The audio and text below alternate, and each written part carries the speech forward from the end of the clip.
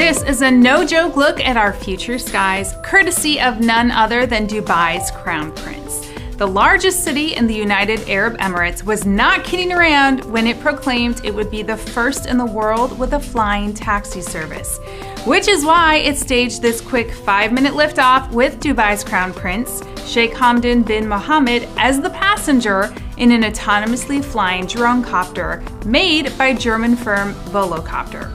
That company is backed by Daimler, the parent company of car maker Mercedes-Benz, so this is not exactly a Kickstarter operation.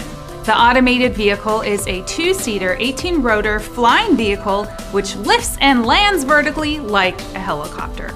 It took the city's Crown Prince on a 5-minute flight 200 meters above the sand. Volocopter wants to offer longer rides that last up to 30 minutes and will be hailed through an app just like a rideshare car trip. It also comes with parachutes inside for ease of mind more than anything. The flight is all based on GPS tracks for now, but the Volocopter chief says that will all be updated in the future. But let's be real. With competitors like aerospace bigwig Airbus, Kitty Hawk, which is backed by Google co-founder Larry Page, and of course Uber, in addition to a handful of other realistic competitors, this is just beginning, guys. Those competitors better get to it though. Volocopter says it expects to be truly casually operational in Dubai within 5 years.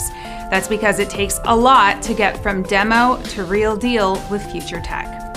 For more Engadget Today, check back tomorrow.